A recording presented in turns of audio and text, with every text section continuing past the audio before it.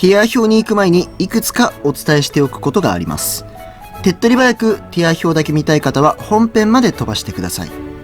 まず今回のティア表は2023年末に行われたティア表を新たに評価し直したものになります。バージョンで言うと 13.4 時点の評価ですので、6月24日アップでの 13.5 やそれ以降の新キャラ、本能、超本能などは含まれていません。前回出てきたキャラはそのまま健在。新たに追加したキャラは14体です。持ってないキャラは追加で評価していませんが、イザナギとイザナミの2体は例外的に評価しました。ティア表をやるのであれば、ここの存在は気になる方が多いと思ったので、見所持ながら評価しています。いろいろな人の意見や情報サイト、動画を何度も確認したので、見所持とはいえ、全くの見当違いにはならないかと思っています。いや、でも持ってないじゃん、と言われたらそれまでですが、入ってなかったらイザナギとイザナミはってなるのが分かりきっているので、今回例外的に評価しました。他の未所持キャラも同様にできないのか。できなくはないですが、イザナギとイザナミだけ例外的に評価しただけですので、他のキャラに関しては年末に追加しますのでお待ちください。それと前回に比べ、今回はキャラについて全然理由を述べていません。前回は1体あたりだいたい10分前後理由を述べていますが、それに対しコメントでは、強いし S じゃね?よく使うから S だよ。的な短い感想が多く見受けられます。なら私もそれでいいよね。所詮個人の見解だし。ということで、みんなと同じように私も短く感想を述べることにしました。感想こそ短いですが、精査はしっかりとやりましたのでご安心ください。もっと理由を聞きたい人は生配信で直接私に聞いてください。最後にティア表のランクについて。ここかなり大事です。まず前回の D から SSS から変わっています。D から 4S となっており、それぞれ意味はこんな感じです。10段階にしたことでほとんどのキャラが変動しています。偶然ながら 4S 以外はゲーム8と同じだったので、なんとなくわかりやすいかと思います。4S は最高ランクとして設けました。ここの最上位を追加したことで、より上位キャラを細かく分けることができました。あと、今回ランクをつけて思ったことが、同列でも上と下がいることです。同じ S でも A プラスよりもいれば S プラスよりもいます。しかし、そこのカテゴリーに行くほどではないから、そこのランク帯で着地しています。このキャラとこのキャラが同じなわけなくね。はっきり言って私も同じ意見です。作りながら私も思いましたよ。こいつら同じじゃねえだろって。ランク帯にはそのキャラ以外にもたくさんのキャラが同列にいます。当然上も下も同じようにたくさんのキャラがいるわけで、このキャラとこのキャラみたいなスポット的な比較はこのティア表において正確に出すことは無理だと思います。10という少ないランク帯でこれだけのキャラを選別するには限界があります。一体一体で比較するなら、それはもはや最強キャラランキングなんですよね。ランキングの順位方式ならスポット的な比較はいいと思いますが、10個のランク分けではこのキャラとこのキャラ同じなわけなくねはどうしても生まれてしまうものです。改めて言いますが、同じランクでも上と下で強さが違うということ。このキャラとこのキャラ同じじゃなくねという現象は10というランク分けでは必ず生じてしまうこと。この2点だけは絶対に押さえてほしいポイントです。かなり長くなりましたが、とても大事なことなので先にお伝えしました。大変お待たせいたしました。ここからは一気に見ていきます。ではティア表をお楽しみください。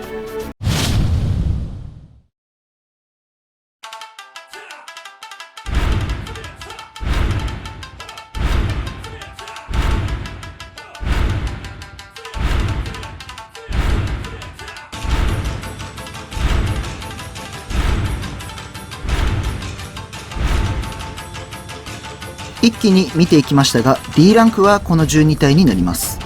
ウィンディスイートとコーネリアの2体が前回の C ランクから D ランクに降格です。ここのランク帯では特に説明する部分はないので次に行きます。悲しいことに常設ではスケランだけがここにランクインしました。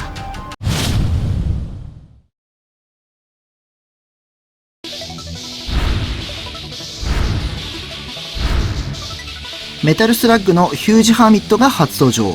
射程166のノックバック1という尖った性能。意外にもにゃんこ党39回の適正キャラです。では次のキャラいきましょう。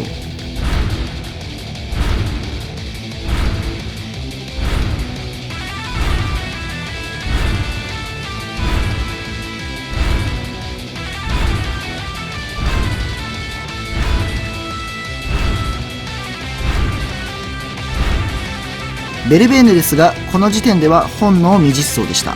本能を実装したが、年末にランク変動は果たしてあるのか。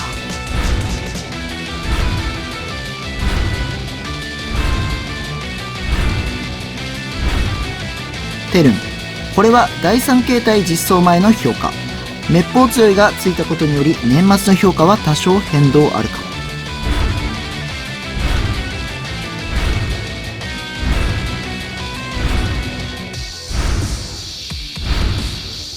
C ランクの感想ですが、 D ランクに比べると個性の光るキャラが多い印象。ただ B ランクに入るにはあと少しどこかで強みがないと厳しいかなって思いました。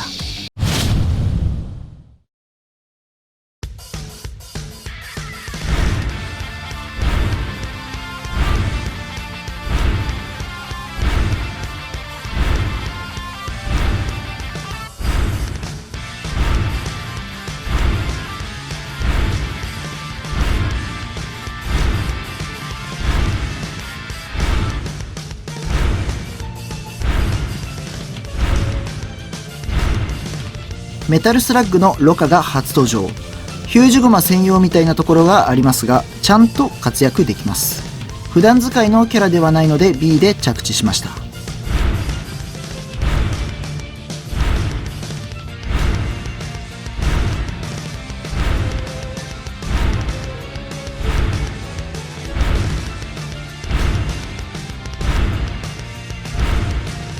ディルが C からランクアップ。本の実装が大きいですが、それでも B が今のところ妥当で A は厳しいかなという印象です。グラビーアシュが初登場。烈波無効持ち、レベル3波動、50% シールドブレイクと優秀な性能をしていますが、攻撃発生の遅さ、射程の短さなどを踏まえると B だなって感じで着地しました。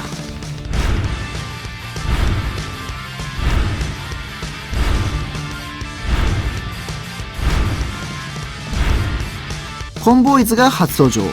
単射程で足が速く打たれ強い。対象属性は赤、メタル、ゾンビの3属性。なかなかに尖った性能をしていますが、実はにゃんこ党46回のデビュー戦で若干使える。それ以外は知らん。C に行くほどではないため B で着地しました。イシスが初登場。高体力プラス単射程で殴り合い専門。もちろん今それが刺さるほど生優しい環境ではないため A には入らず B で着地。第3形態に期待したい。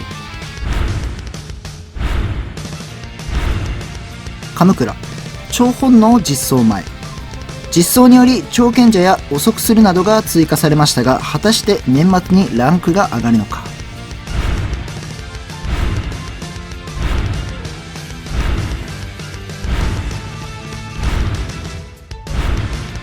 スプリングカリファーが初登場。カリファーのゾンビ超ダメ版。強いは強いが A に行くほどではないため B で着地しました。白黒限定キャラでは一番低い結果となった白ダル。瞬間火力は高いものの、やはり場持ちの悪さが厳しく B となりました。B ランクの感想としては、強い部分はいいけど弱い部分が明確にきついって感じのキャラが多い印象でした。場面によっては全然活躍するキャラたちで、全ランク中最多の55体がランクインしました。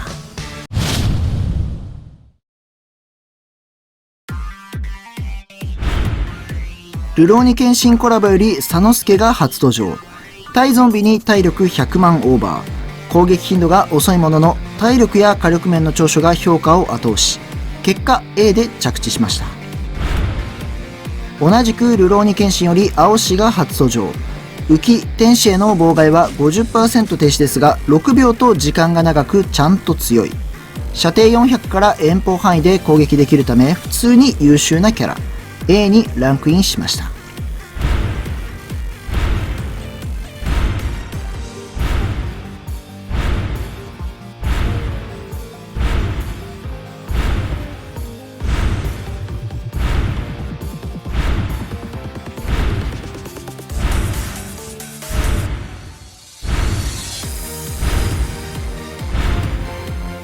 姫入り。超本能があるものの、それだけでは A には入らず、研究力大というコンボがなければ B 入りしていた。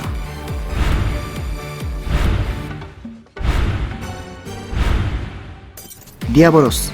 C ランクだが超強力コンボ。空陸連携作戦で一気に A ランク入り。攻撃力アップ中は偉大すぎる。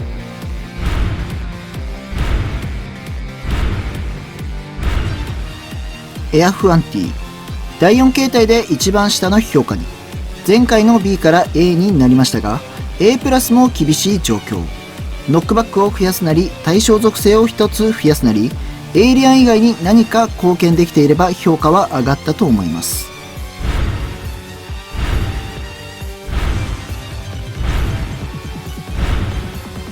ラビットサトルが初登場。対城に遠方妨害ができ、なおかつ波動無効持ち。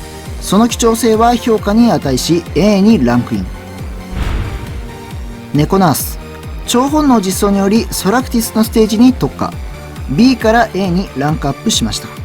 他のステージでも活躍が見込めればそれ以上の評価もありましたが、現状は A で着地しました。白伊豆。白黒限定キャラでは白ダルに次ぐ2番目に登場。どこでも使えますが、それ白伊豆じゃなくてもという場面が多い。 B の面々よりは活躍できるステージが多く A で着地しました。 A 全体の感想は一体一体の能力がちゃんと強い印象。長所と短所を考えた時に長所がしっかりと上回る強さを持っているなと思いました。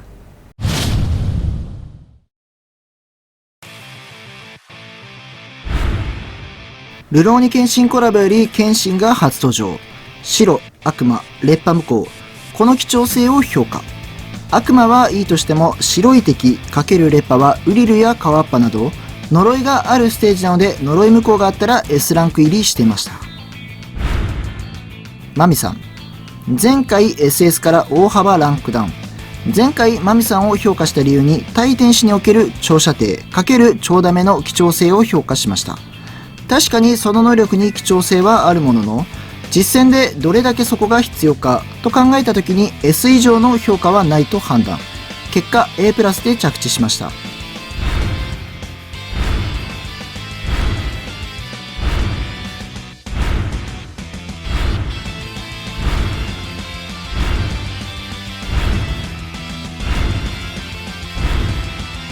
レイカ。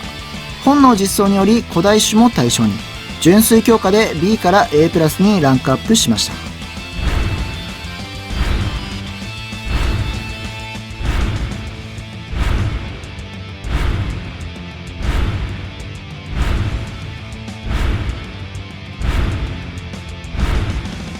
カッパー。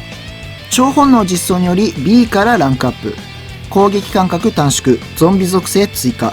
レベル3小烈破など優秀なのは多いですが、かなり強いのランク S に入るほどかと考えた時に違うかなとなり A プラスで着地しました。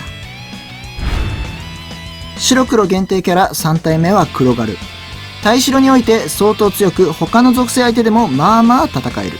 ただ呪い含む妨害、烈破に関してまるで耐性がないため S には一歩届かずという感じで A プラスに着地しました。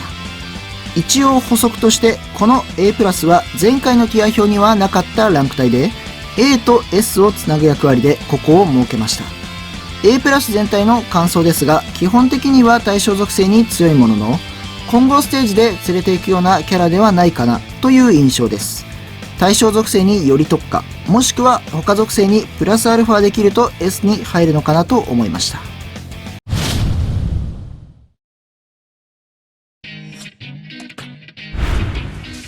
力が初登場。1体で体力アップ賞のコンボが発動する貴重なキャラ。力自体も第1や第2で普通にステージに出せるのでちゃんと強い。 S にランクインしました。ルローニケンシンコラボより斉藤さんが初登場。ルローニケンシンコラボでは一番評価が高くなりました。現環境でも猛威を振るっている悪魔に対しシールドブレイク×超ダメは貴重。速攻要因としても確立しているためランク S に着地しました。フェイトでトップタイの評価になったセイバー。道場での活躍が突き抜けており S になりました。同じくフェイトより黒桜、セイバーと並びトップタイになりました。黒、エイリアン、ゾンビに打たれ強く、体力約100万プラス波動無効は強力、シンプルに強く S になりました。ブランカ、ストリートファイターコラボではトップタイの評価、バリアブレーカーは旬ではないものの、速攻プラス全方位は貴重性が高く S で着地しました。バルログ、ストリートファイターコラボでブランカと並びトップタイ、遠方から確定で停止、30% のクリティカル、これらが非常に強力で S で着地しました。火力がもう少しあれば S プラスにもいけるポテンシャル。ミシェリア、メルスとコラボで最高評価、滅法強いプラス 4.8 秒の確定停止が強力で、浮き古代種に行けるため幅広く活躍ができます。 S ランクにふさわしい強さです。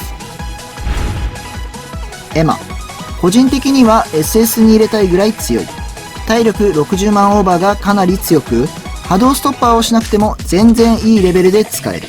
ただ量産の安価壁で十分な場面が多いので、冷静に考えて S が妥当です。ギガボルト、強キャラがついに本能実装されましたが、呪い無効、停止無効、遅くする無効とまさかの無効3つという守り重視の性能に純粋に強化されたものの、ランクを上げるには少し物足りない印象。それでも強いことには変わりなく、前回同様 S で着地しました。グラビティ、単体であれば B 評価ですが、研究力中という唯一無二のコンボが評価を押し上げ、結果 S で着地しました。スペクトルキャット、第4形態になったことで赤エイリアに滅法強く、遅くする攻撃力低下、超賢者特攻、そして長射程など特化して尖らせたというよりは欠点をなくし全体的に強化したという感じになりました。 C から大幅アップで見事 S にランクインしました。エンバンズ、前回の C から大幅にランクアップ。その背景は第3形態の打たれ強い実装、ビッグペン以外にも戦える能力になりました。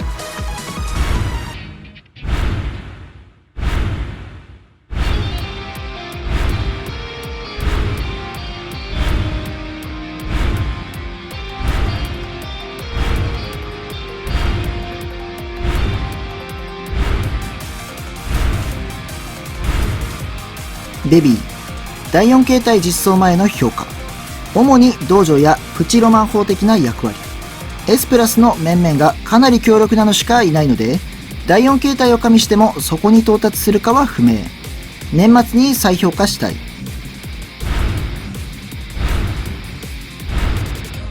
白キャス、いろいろ論争が起きがちなこのキャラ、私の考えは白キャス単体で考えれば B ランク、他適正キャラと組んでの最高は SS ランク、その間を取って S って感じです。全属性吹っ飛ばせる強力な能力、適正キャラと組めば無双に近いバトルも可能。しかし確定ではない 50% という確率、低体力、中射程、烈波無効は持っていない。どの部分をどう評価するかだと思いますが、長所と短所を加味して間の S だと私は思っています。白ガオウ、呪い、烈波が厳しく環境に追いついていない限定キャラ、高難易度で刺さることもありますが、やはり出番が少ない。とはいえ決して弱いわけではないので S が妥当と判断しました。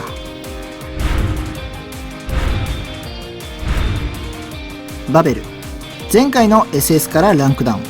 前回はバベルの300万という圧倒的な体力の高さを評価。しかしそれを活かせる場面の少なさ、普段使いできるスペックではないこと、それらを踏まえると SS はないなとなり S で着地しました。 S ランク全体の感想ですが、得意属性にかなり強いキャラが揃っているなという印象。 A プラスに比べると得意属性により特化しており、長所だけを切り取れば SS クラスにも引けを取らない火力、能力はみんな持っている感じです。ただこの上の S プラスはこれよりも特化、もしくは汎用性の部分で秀でたところがないと到達はできないかなと思いました。ランクは1つしか変わりませんが、S と S プラスの差はやはりあるなと振り返ってみて思いますね。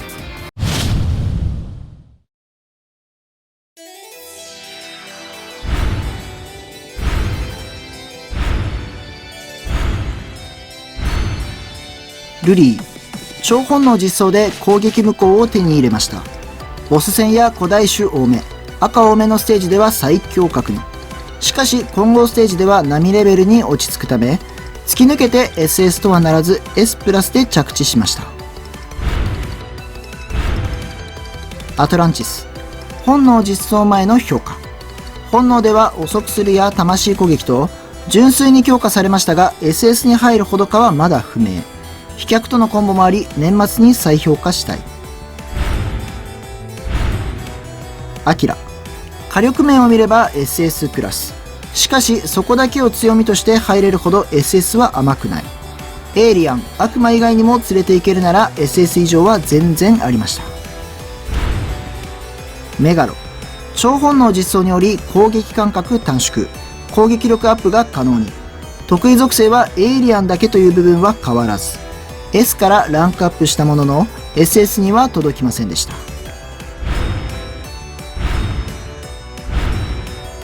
ピーチ、超本能の小波動が強く A ランクから大幅アップ。停止確率 40% は変わらずですが、攻撃頻度の速さに小波動が乗っかることで全体的に安定した火力、妨害が叩き出せるようになりました。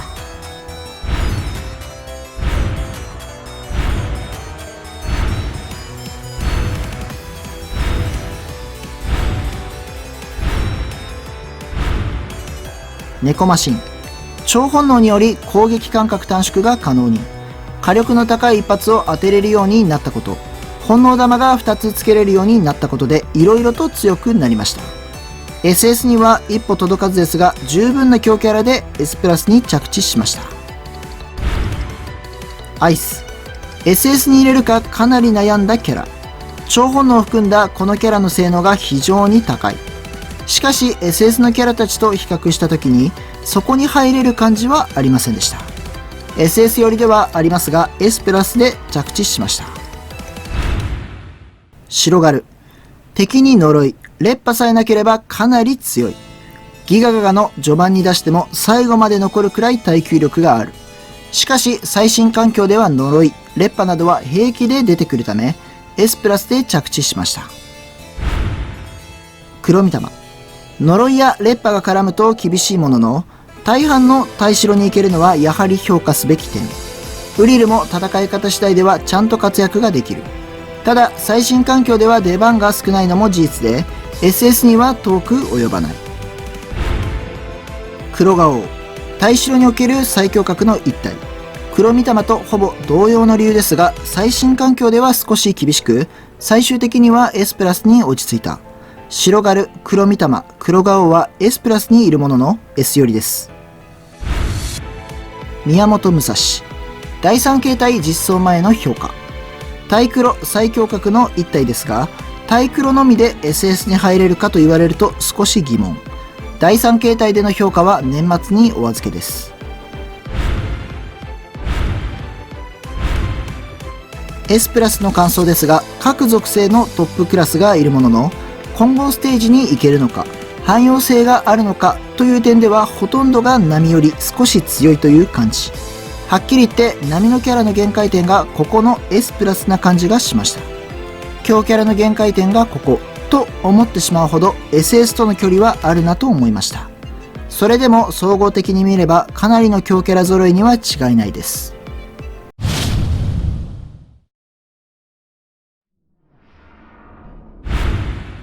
コラボキャラでトップタイとなったアスカ。白含む全属性に呪いは超強力で、さらにレベル3烈波も非常に優秀。火力が低いものの総合的に見ればその能力、性能は貴重性が高く、SS に入るにふさわしいステータスと言えます。通常の編成から道場まで使用率が非常に高い国を。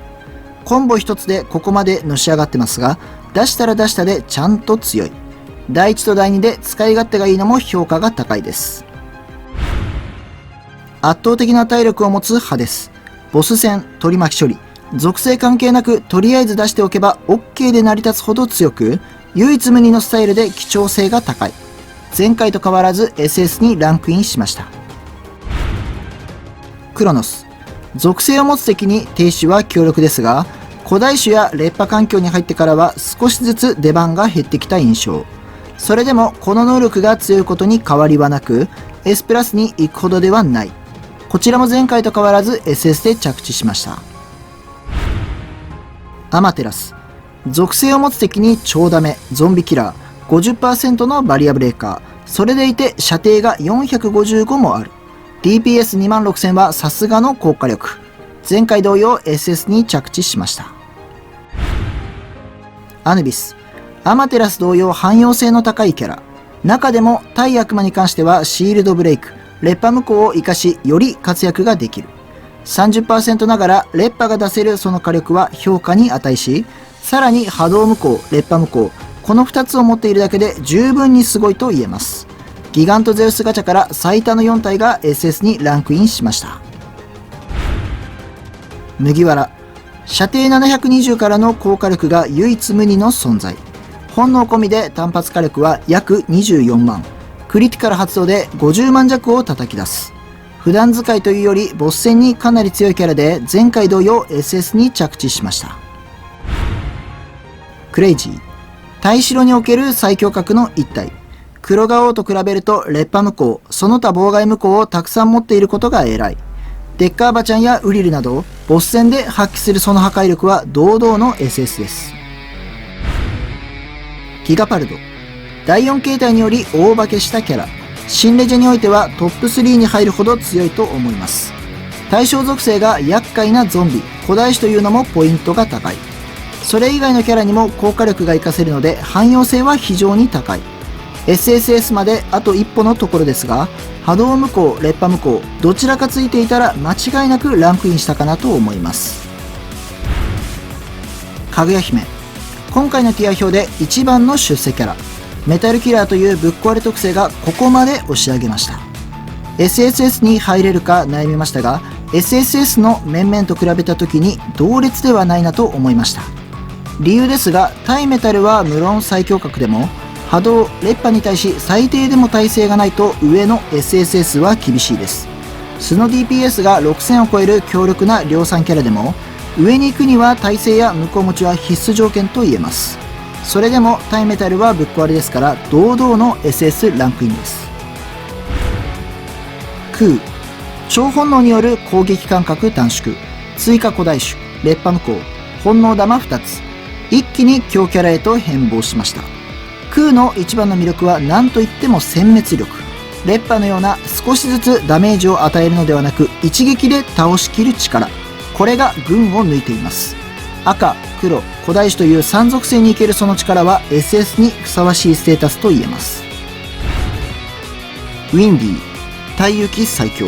射程510もありながら浮きに対し火力90万を超えてくるのもすごすぎますが、素の攻撃力が本能込みで15万というのも魅力的。ここから攻撃力上昇もあるので火力面においては最高クラスと言えます。波動や烈破、その他妨害に対し何かしらの耐性や無効があれば SSS も可能性はあったかなと思います。真田。前回の S 評価から2ランクアップ。対象属性の黒に対し超強力な一撃を当てることができるだけでなく、ここで一発当てたいなという敵に対し突っ込むことができます。さらに周回要因や速攻要因など多岐にわたり活躍します。ブランカや斉藤さんなど速攻キャラの中でも再生産が一番速く、攻撃力上昇するのもポイントが高い。速攻キャラではトップの SS で着地しました。黒ダル。対城に強いのはもちろん、道場や通常ステージでも効果力を出せます。射程が340と長くないですが、ノックバックが5あるため場持ちはそこまで悪くありません。最新環境では烈破や敵のシンプルな効果力にきついですが、それでも SS ランクです。黒伊豆。このキャラは持っていませんが、前回のティア表に含まれているので再評価。使用している人の話、攻略情報などから精査をかなりしましたので、そこまで違いはないかと思います。ゾンビキラー。確定バリアブレイク、確定シールドブレイク、波動烈波含む妨害無効多数。これだけでもかなり評価できるポイントです。白い敵に超ダメ、攻撃力上昇など、火力面においては得意属性にはかなり強く、他属性には波といったところでしょうか。基本的にはどこにでも連れていけるキャラという印象です。その中でも悪魔に関しては烈波無効とシールドブレイクで活躍している印象があります。しかしここまではいいとしてもネックなのはすぐやられる点です。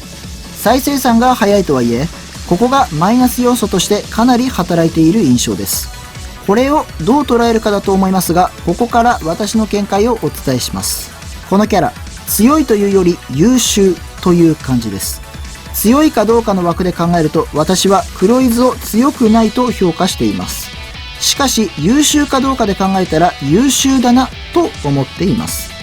真田と再生産が1秒しか変わらないので例として出しますが、真田の役割ってこいつに一撃与えたい、速攻で攻めたい、前線を少しでも維持させたい、必要な時にしっかりと仕事をしてくれるところが真田の評価になるポイントだと思いますが、足の速さは違えど黒イズも必要な時に仕事をするタイプだと思うんです。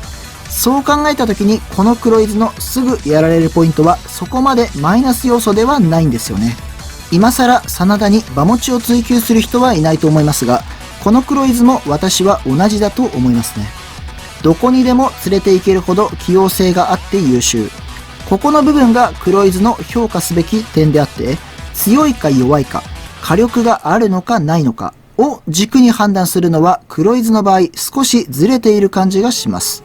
そう考えた時にこのキャラとの比較もすっきりします。はい、アヌビスです。たびたびここの2体は比較されていますが、アヌビスは強く、黒イズは優秀。この違いです。アヌビスは強いか弱いかで評価すべきキャラです。それは火力と馬持ちが売りだからです。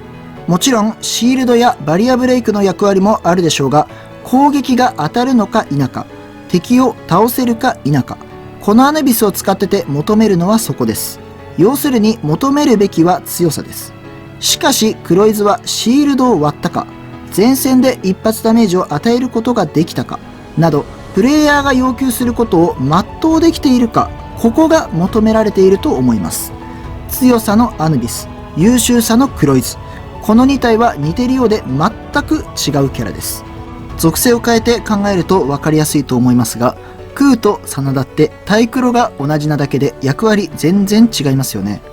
メラバーニングとブランカ、対エイリアンってだけでタイプ全然違いますよね。足の速さこそ違えど黒イズも真田、ブランカのような仕事人タイプなんです。話戻してアヌビスと黒イズ、この2体は全然別物なんですね。どっちが強いのかと聞かれたらアヌビス、どっちが優秀便利なのかと聞かれたら黒イズ。ではどっちが上なのかと聞かれたら、それはタイプが違うのでわからない。これが2体に対しての結論です。強さと優秀さは似ているが全く違うもの。ここを理解できた時、黒イズとアヌビスの比較問題はすっきりしました。それに黒イズの良さにもしっかりと目を向けることができました。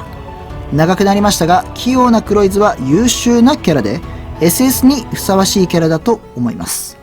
では次のキャラに行きましょう。7歩、メタル界最強格の1体。かぐや姫とは違い、クリティカルプラス遠方による殲滅力が非常に高いキャラです。50% クリティカルが強力で特に火のないキャラです。前回同様 SS にランクインしました。イザナミ、今回が初登場。こちらも黒イズ同様持っていませんが、評価すべきキャラなのでしっかり精査し評価しています。このキャラの印象は対白における最強、この一言につきます。黒ガオウ、黒ダル、黒イズ、クレイジーなど数多くの対白キャラがいますが、一つ抜けて強いと思います。しかしそれは白に限った話です。一属性のトップというだけでは SSS には届きません。もう少し素の火力が高く汎用性で活躍が見込めたら入れたと思いますが、現状は SS という印象です。以上で SS は終わりますが、ここのランク帯のキャラたちは何かしら突き抜けてる強さ、優秀さを持ち合わせています。言うなればスペシャリストのような面々です。普段使いからボス戦などあらゆる場面で活躍が見込めるキャラたちです。SSS に届きそうなキャラもちらほらいますので、環境次第では全然上に行く可能性はあります。下に落ちそうなキャラは現状いないので S プラスとの差は明確にあると言えます。ではお次 SSS ぶっ壊れのパートに行きます。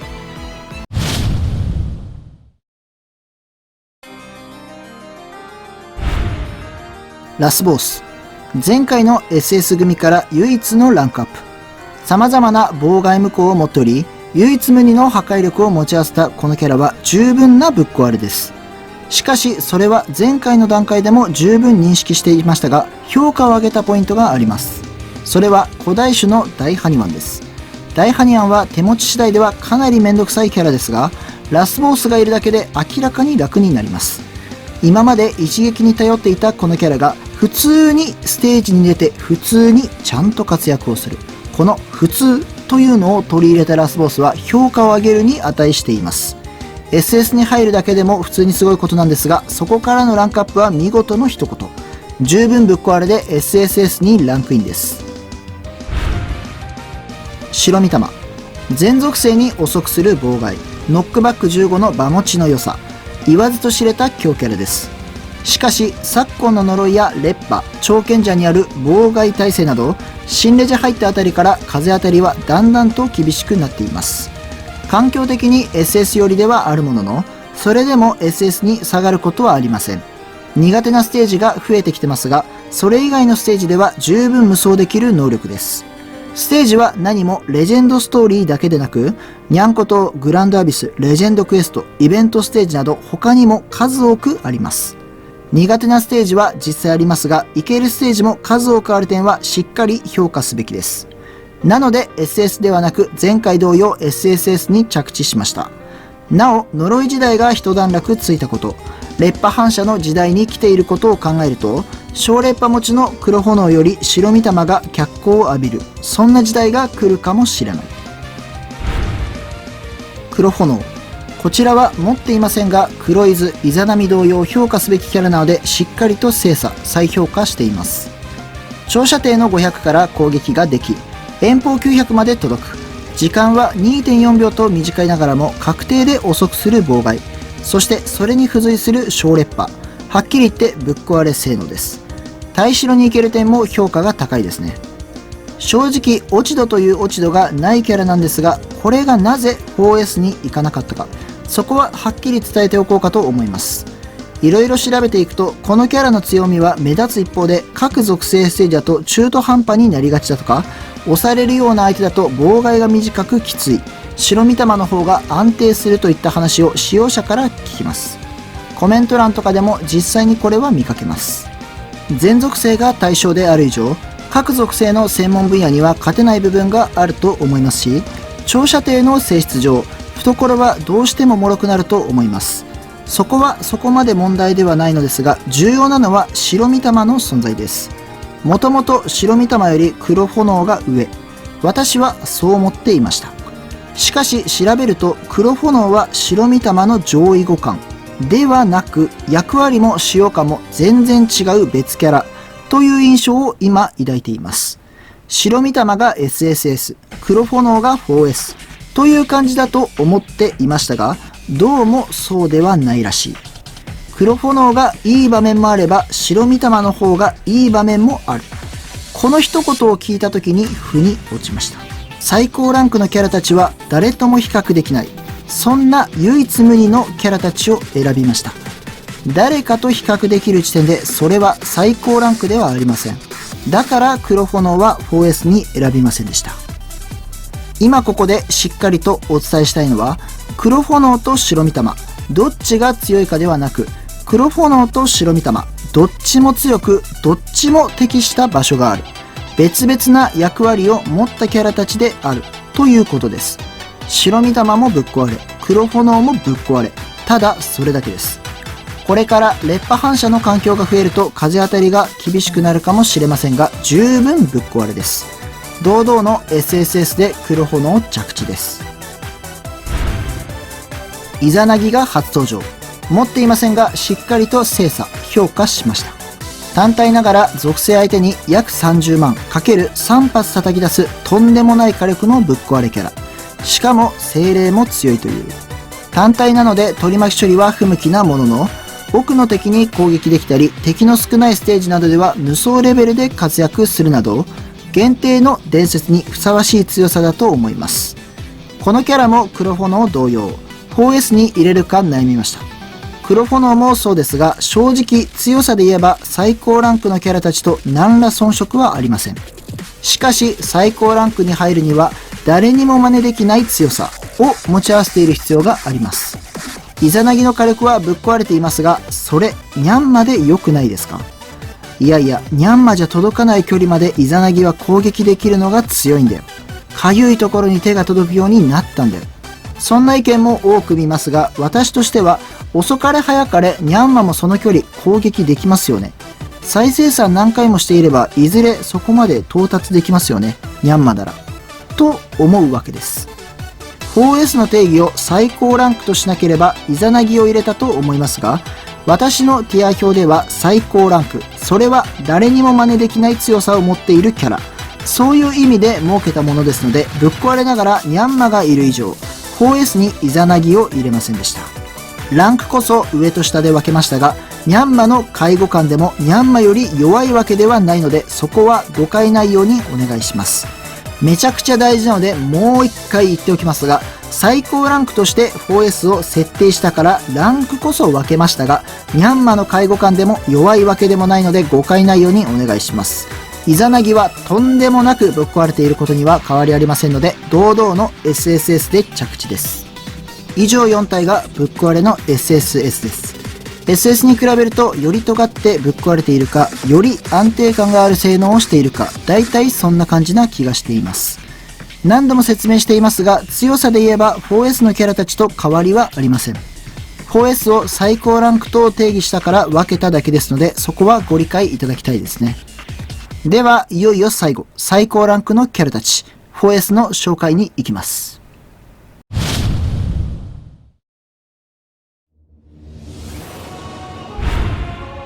ニャンマ、近距離最高ランク。レベル60のニャンマは攻撃力が14万4000、攻撃力上昇で43万2000になります。そんな怪物が2250円。しかも28秒で何度も再生産できます。よほどのステージじゃない限りはほぼぶっ壊してくれます。ステージが多少きつくても、最終的には雷砲などで停止、そこに上昇の一撃を当てるなど、工夫次第でやっぱりどうにか撃破できるのもこのキャラの強みです。昔から変わらずの強さですが、昨今はテクノロジーのワープやら大魔王ニャンダムの毒撃プラス超火力などニャンマ対策が進んできています。今後どれだけ最新環境で苦しむかは分かりませんが、現時点での近距離最高ランクはニャンマです。黒キャス、中距離最高ランク。呪いレベル3烈波がとにかく強力。一つ一つでも強いのにそれが同時にできてしまう。さらにそこに火力も乗っかるという考えれば考えるほどこのキャラはぶっ壊れているなと思います。しかしニャンマ同様黒キャス対策も徐々に始まっています。烈波無効から始まり烈波反射、呪い無効、敵側もだいぶ強くなりました。当初はそれで黒キャスの評価を下げることも考えましたが、黒キャスが活躍できるステージ、厳しいステージ、それを天秤にかけた時に圧倒的に活躍できるステージの方がまだまだ多いんですよね。しかも活躍できるステージだとほとんど無双レベルですし、これからステージが増えれば評価は変わる可能性もありますが、現時点での中距離最高ランクは黒キャスです。